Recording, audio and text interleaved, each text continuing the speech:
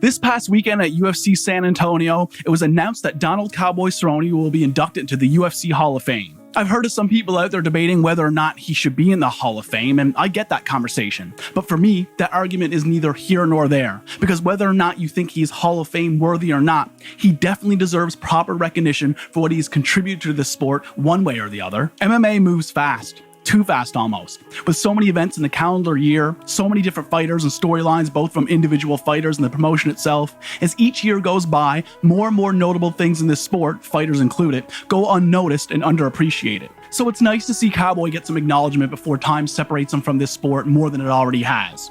He is truly the last of a dying breed, so we ought to give the guy his due. I hate to say this, but we are in an age in this sport where there is a certain percentage of some people's motivation and intent behind getting into this thing is being for their own self-image. Don't get me wrong, I couldn't be happier about the fact that this sport is finally making it to the mainstream. But what comes with that is, because MMA is the current new and hot thing that's out there, there are a lot of people involving themselves in the sport, largely in part for the social media clout. Some people's motivation comes from a place of wanting to be the ones who are being videoed hitting pads, being able to talk about making and cutting weight, and the photo ops of facing off against other fighters. For some, it seems like the intent is to achieve fame for being some sort of a badass as opposed to the pursuit of greatness or testing themselves. Not saying it's everyone. Overall, the talent pool is getting deeper and fighters as a whole are getting more skillful. It's just that there's so much media nonsense involved with this thing right now, it grows tiring seeing people trying to be a personality or putting thought and effort into the public's perception of them. But that's not Cowboy.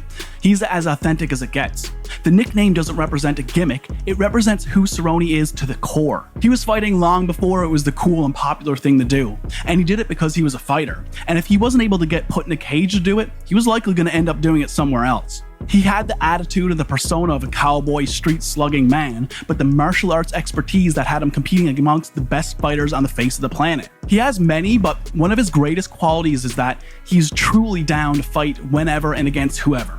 That's something you'll hear almost every fighter say at one point or another in their career, but he's a part of the very small percentile of professional MMA fighters that means it when he says it, and more importantly, actually does it. Something that always stuck out in my memory was a quote from Cowboy that was read on the broadcast from Mike Goldberg back in the day.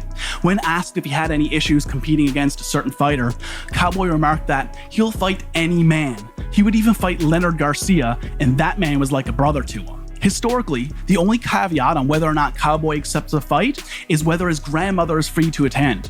When the UFC puts all the fighters up in fancy hotels in some of the major cities, Cerrone drives his RV to town and opts to stay at a nearby lake instead. You know, so he can go fishing, take his boat out, or go water skiing or what have you.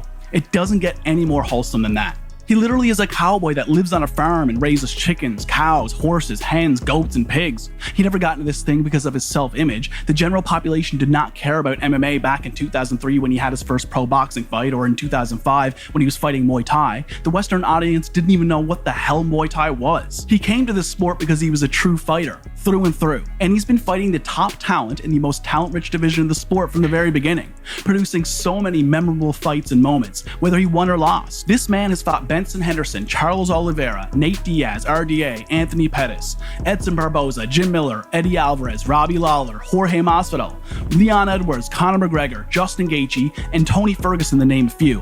So I definitely feel the importance of giving the man a tip of the hat for the entertainment and influence he's provided to the game, before the memory of his greatness gets washed away with the Octagon fight cards and all the overexposure of media this sport produces. Cerrone was always true to himself and true to the game. He didn't need a phony persona to captivate the audience's interest. He is exactly what he seemed to be.